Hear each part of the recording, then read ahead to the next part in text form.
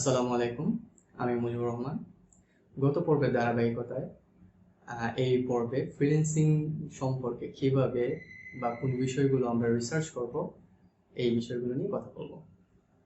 মূল বিষয়টি বিস্তারিত বলার আগে আমি গত ভিডিওতে যা বলেছিলাম সেটার একটা শর্ট রিক্যাপ বলতে চাচ্ছি, যেখানে আমি মানুষের ফ্রিল্যান্সিং রিলেটেড ডিজায়ারটাকে দুইটা ভাগে ভাগ করেছিলাম।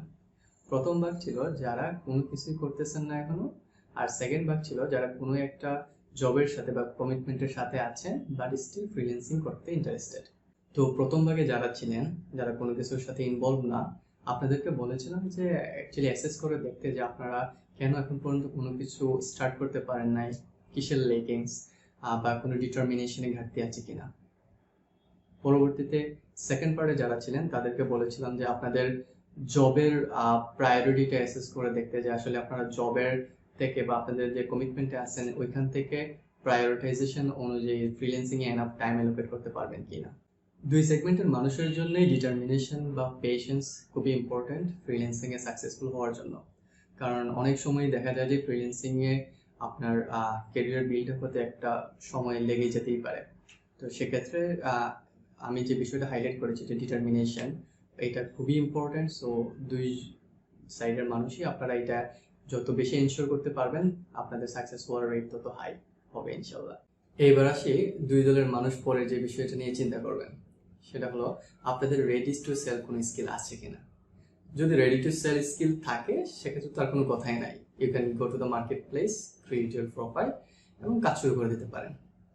বাট যদি এরকম কোনো স্কিল না থাকে সেক্ষেত্রে আসে রিসার্চের ব্যাপারটা, যেটা আজকে আমাদের মেইন টপিক। ফ্রিল্যান্সার হওয়ার ইচ্ছা আসার পরেই কোন বিষয় নিয়ে কাজ করবেন, কিভাবে কাজ করবেন, এইটাই রিসার্চ করে আপনাকে ডিসাইড করতে হবে। ইন্টারনেটে অলমোস্ট এভরি কোয়েশ্চেনের আনসারই দেয়া থাকে। সো বর্তমান সময়ে ওই সব লাখো উত্তরের মধ্যে থেকে আপনার প্রয়োজনীয় উত্তর বের করাটাই হলো রিসার্চ। মানে ইন শর্ট যদি আমরা বলি এটাই মূলত বোঝায়। শুরুতেই আপনাকে বলে নিই, রিসার্চ শব্দটা শুনতে অনেক ভারী মনে হলেও আমরা আমাদের দৈনন্দিন জীবনে এটা রেগুলার ব্যবহার করে থাকি। যেমন ধরেন বন্ধুর সাথে আপনার কোনো একটা আর্গুমেন্ট হলো, সাচ এজ ধরেন বলিউডের টলেস্ট অ্যাক্টরকে, অথবা হতে পারে যে শাহরুখ খান স্যারের হাইট কত।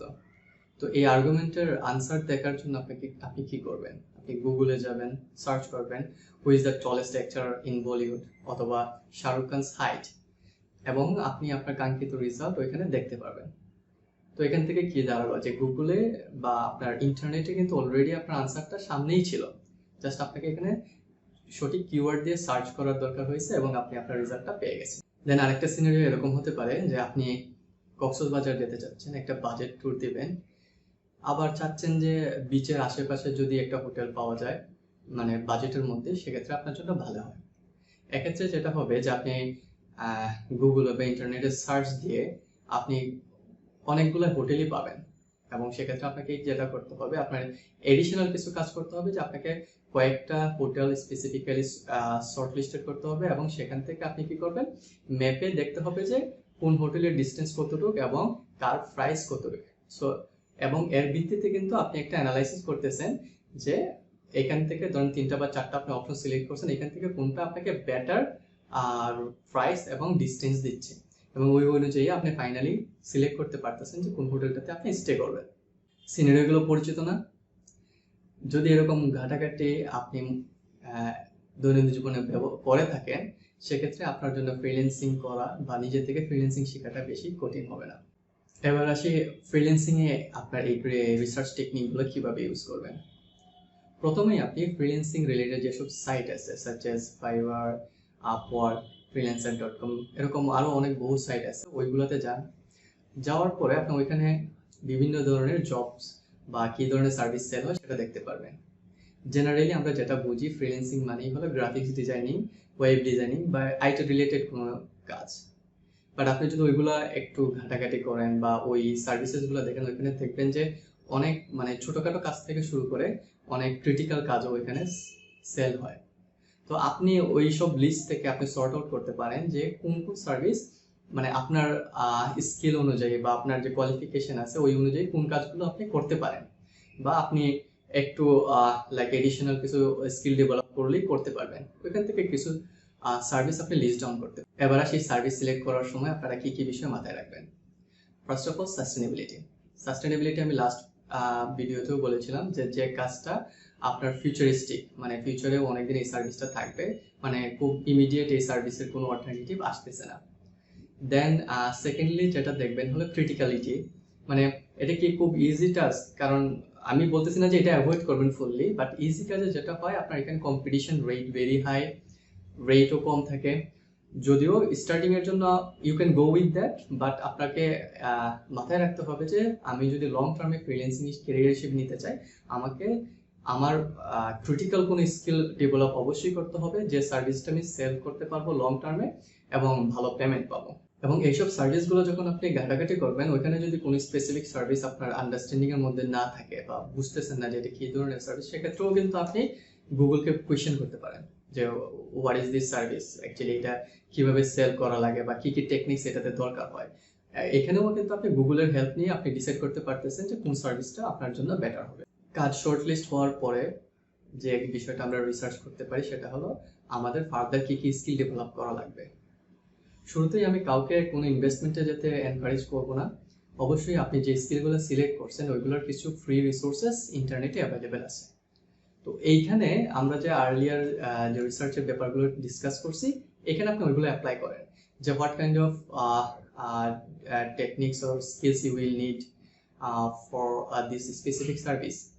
দেন আপনার এখানে যে স্কিলগুলো আসবে ওইগুলো আপনি স্পেসিফিক্যালি গুগলে সার্চ করেন বা ইউটিউবে সার্চ করবেন। এখান থেকে আপনি কিছু ফ্রি রিসোর্সেস অবশ্যই পাবেন, যেগুলো দেখার পরে আপনি আবার ডিসাইড করতে পারতেছেন যে এই স্কিলগুলো আপনি ডেভেলপ করতে পারবেন কিনা। সো আপনি কোনো একটা কোর্স কিনে অথবা কোনো একটা ইনভেস্টমেন্ট করে পরবর্তীতে রিয়েলাইজ করার আগেই ফ্রি রিসোর্স থেকে আপনি কিন্তু বুঝতে পারবেন যে এই সার্ভিসটা আপনার জন্য কি না। সো মাইন্ডেড যে আপনার কোনো একটা ইনিশিয়াল ইনভেস্টমেন্টের আগে যেন ইনিশিয়াল রিসার্চটা আপনি করে নেন যে কোন স্কিলটা কিরকম এবং ওইটাতে আপনার এফোর্ট দিলে আপনি পারবেন কিনা। তো যে বিষয়টা আমি এখানে বোঝাতে চাচ্ছি সেটা হলো আপনারা যখনই কোনো ব্যাপারে আটকে যাচ্ছেন বা আপনার মনের মধ্যে কোনো একটা কোয়েশ্চেন জাগতেছে, সেক্ষেত্রে আপনারা গুগলকে বা ইউটিউবকে কোয়েশ্চেন করেন যে এটা কিভাবে করতে হয় বা হাউ টু ডু দ্যাট, এবং এর ভিত্তিতে যেটা হবে আপনারা ওইটার সমাধানটা অবশ্যই পাবেন। মোস্ট অফ দ্য টাইম এইটার আনসার এখানেই থাকে। কে কত ইজিভাবে বা ইফেক্টিভলি ইন্টারনেট থেকে কোনো কিছু সমাধান খুঁজে বের করতে পারে, এটা তার ট্রাবল শুটিং স্কিল বা আপনার প্রবলেম সলভিং স্কিলটাকে ইন্ডিকেট করে, যেটা আমাদের দৈনন্দিন জীবন, আমাদের প্রফেশনাল লাইফ, আমাদের সাংসারিক জীবনটাকে সহজ করে দেয়। সবশেষে আজকের ভিডিওতে আবারও মনে করে দিতে চাই যে আপনার কাজের রিভিউয়ার আপনি নিজেই, আপনিই আপনার বস। সো যতদিন পর্যন্ত আপনার ওই ডেভেলপমেন্ট বা আপনার স্কিল ততটুকু পর্যন্ত রেডি না, ততদিন পর্যন্ত আপনারা এখানে ইনভেস্ট করেন। এবং যখন আপনি ফিল করতেছেন যে you are ready, you can do your own review, then আপনি মার্কেট প্লেসে ইন করেন। কারণ আপনি কাজ কমপ্লিট করে যত ভালো রিভিউ পাবেন, যত ভালো সাকসেস রেট মেনটেন করতে পারবেন, তত বেশি আপনার সাকসেস হওয়ার চান্স। সামনের ভিডিওতে চেষ্টা করব প্রয়োজনীয় অন্য কোনো বিষয় নিয়ে কথা বলতে। ভালো থাকবেন, আল্লাহ হাফেজ।